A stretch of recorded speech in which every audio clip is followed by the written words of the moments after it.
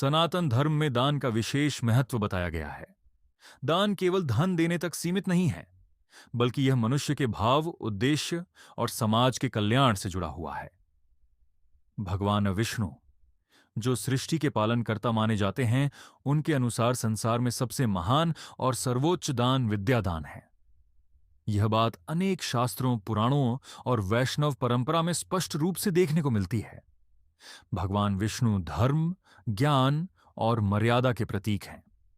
वे सदा उस मार्ग का समर्थन करते हैं जो मनुष्य को अज्ञान से ज्ञान की ओर, अधर्म से धर्म की ओर और अंधकार से प्रकाश की ओर ले जाए।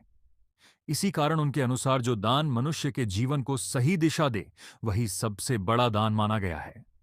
दान के प्रकार और उनकी सीमा शास्त्रों में कई प्रकार के दान बताए गए हैं। अन्न दान, वस्त्र दान, धन दान, भूमि दान, गौ दान, इन सभी दानों का अपना अपना महत्व है। अन्नदान से भूख मिटती है, वस्त्र दान से तन ढकता है और धन दान से जीवन की आवश्यकताएं पूरी होती हैं। लेकिन इन दानों का प्रभाव अस्थायी होता है। समय के साथ अन्न समाप्त हो जाता है, वस्त्र पुराने हो जाते हैं और धन खर्च हो जाता है।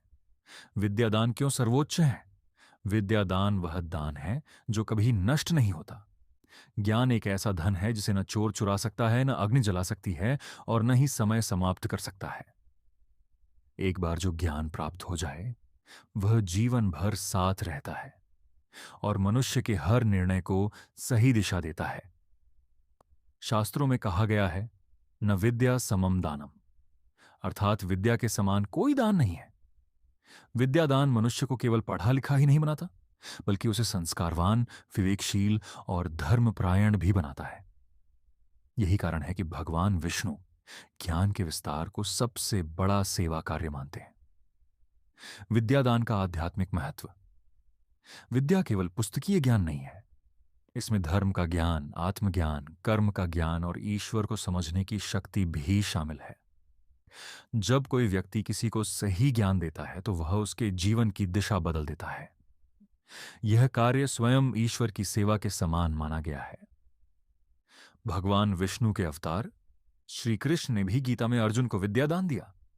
उन्होंने युद्ध भूमि में खड़े अर्जुन को कर्म, धर्म और भक्ति का ज्ञान देकर उसके मोह और भ्रम को समाप्त किया।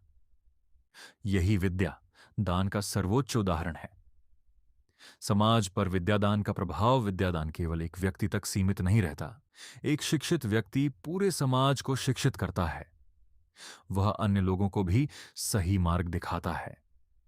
इस प्रकार विद्यादान पीढ़ियों तक फल देता है, जबकि अन्य दान सीमित समय के लिए होते हैं।